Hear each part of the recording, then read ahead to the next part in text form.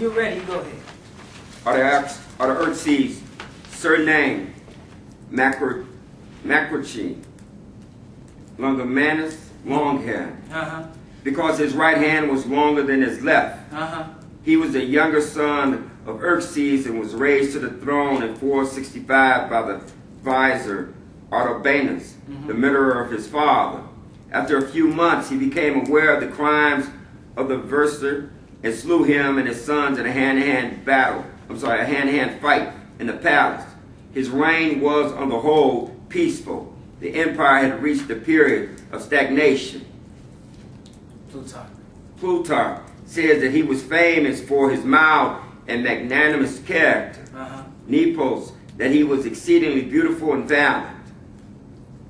From the authentic report of his cupbearer, Nehemiah, we see that he was a kind, good-natured, but rather weak monarch, and he was undoubtedly much under the vengeful influence of his mother, Mestres, for whose mischievous character of Herod. You read about it in Herod. That's good. And his sister and wife, Amethyst. But it says he was a weak monarch because what monarchs don't usually just give up power like that. He gave him power to establish a government after he had conquered them. You saw what was on Nebuchadnezzar's mind. You see what's on the leaders of this country's mind. That's not usually how things go down. So that's why it calls, that was in, this is in, I didn't read where it came from, the Encyclopedia Britannica Dictionary of Arts, Sciences, Literature, and General Information, Volume 2, 1910, page 661. Okay? You keep reading. Keep reading where it says, during the reign. During the reign of Artaxerxes I, the Jewish religion was definitely established and sanctioned by law. Yeah, he sanctioned it by law. Go ahead. On the basis of affirming granted by the king to the Babylonian priest Ezra in his 7th year, 458 BC, and the appointment of his cupbearer Nehemiah as governor of Judea in his 20th year, 445 BC. Right. The attempts which have been made to deny the authenticity of these two men, taken from their own memoirs, are to place them in the reign of Artaxerxes II, are not convincing. Right. So just to show you again, these are real individuals, and we can see the year that took place. Okay? It says 458. But let's go to the second one. We'll just read real quick. The Zondervan Pictorial Bible Dictionary. It's gonna say the same thing. Go ahead.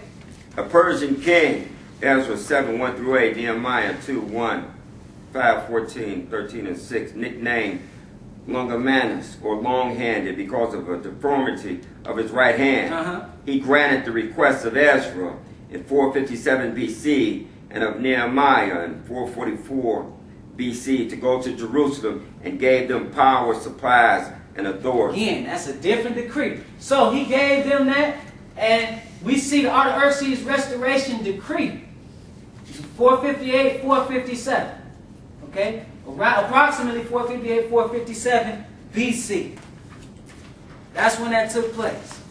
That's when that took place. Now let's look at the reference 3. These are just biblical accounts of where you can find the decrees of Cyrus, Darius, and Artaxerxes.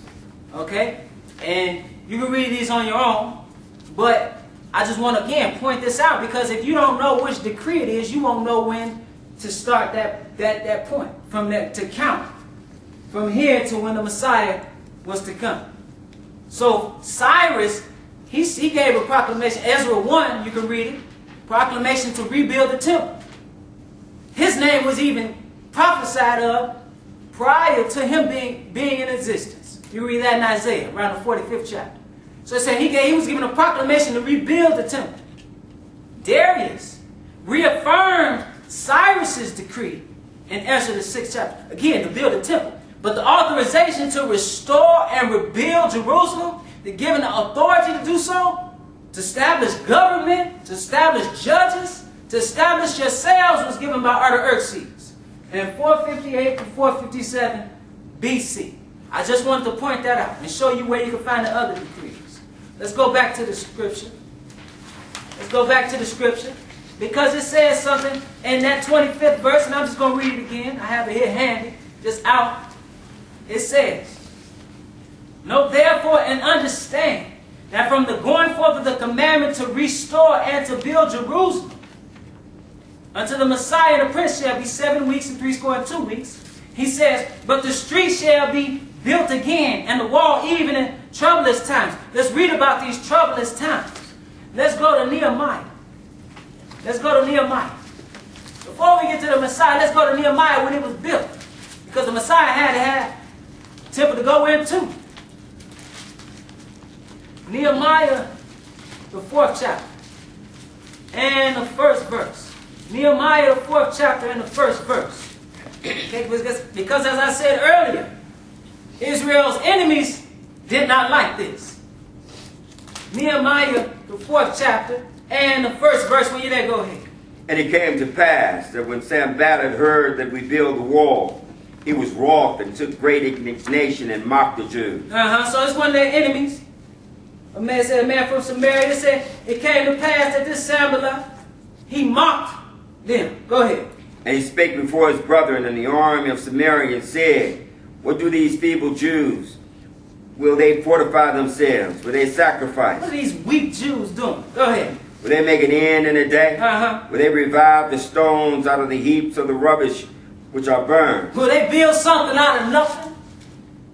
It's like you going and looking at an abandoned house, say, "Yeah, I'm going to rebuild this and build a mansion." So he's mocking them. Go ahead, verse 3. "Now Tobiah the Ammonite was by him, and he said, Even that which they build, if a fox go up, he shall even break down their stone wall." So this is their enemies, this Ammonite, and this one from Samaria. They're mocking the work that the Lord allowed to take place. But go down to verse 10. Because these are troublous times. Verse 10. "And Judah said, The strength of the bearers of burden is decayed, and there is much rubbish. Much rubbish. Go ahead. So that we are not able to build the wall." So we're going through something. And that's how life is a lot of times. If you want to do something, especially if you want to build something, even if you're doing work for God, it's not always easy.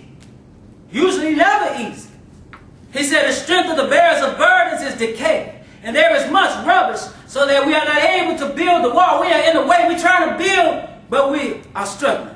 We are toiling. Verse 11. "And our adversaries said, They shall not know neither see till we come in the midst among them and slay them and cause the work to cease." So that work that they're doing is hard, and on top of that, they have adversaries. They have enemies that say, while they're working, we can come up and sneak behind them and deal with these people. Verse 12.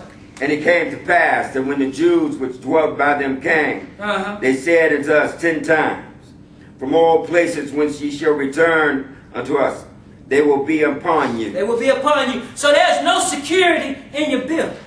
Verse 13. "Therefore set I in the tower places behind the wall." "Therefore I set I in the lower places behind the wall, and on the higher places I even set the people after their families with their swords, their spears, and their bows. And I looked and rose up and said unto the nobles and to the rulers and to the rest of the people, What did he say? Be not ye afraid of them. Remember the Lord which is great and terrible, and fight for your brother and your sons and your daughters, your wives and your houses." So fight to rebuild what was torn down. It was more than just those buildings that were destroyed.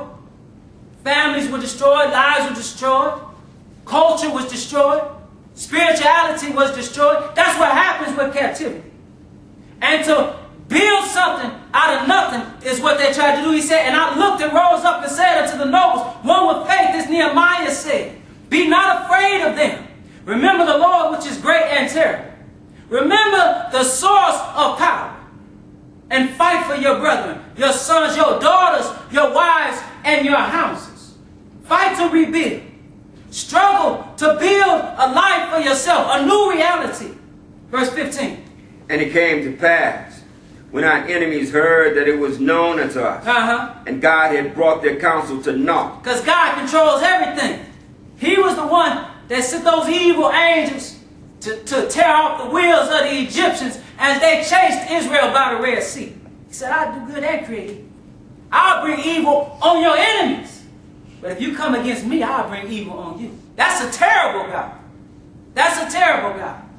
So it came to pass when our enemies heard that it was known unto us, and God had brought their counsel to naught, go ahead, that we returned all of us to the wall, every one unto his work. So they could go back to work at this point. 16.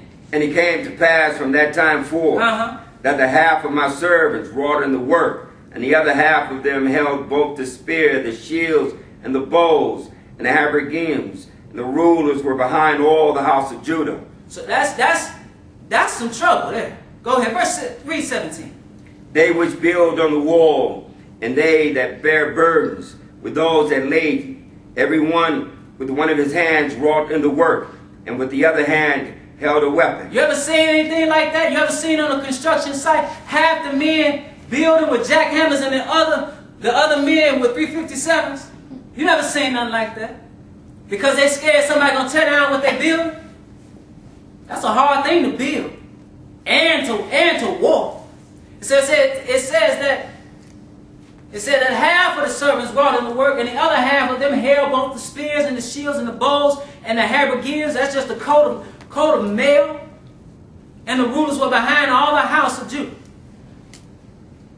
They which builded on the wall, and they that bear burdens with those that labored, everyone with one of his hands wrought in the work, and with the other hand held a weapon. It's a troublous time. Verse 18. For the builders, everyone had his sword girded by his side, and so build. And he that sounded the trumpet was by me. Nehemiah said, you stand by me and sound this trumpet. Sound this trumpet in case you see anything or hear anything. Verse 19. And I said unto the nobles, and to the rulers, and to the rest of the people, the work is great and large. The work of God is great and large, but go ahead. And we are separated upon the wall, one far from another. In what place therefore ye hear the sound of the trumpet, resort ye thither unto us. Our God shall fight for us. We're not even the ones fighting.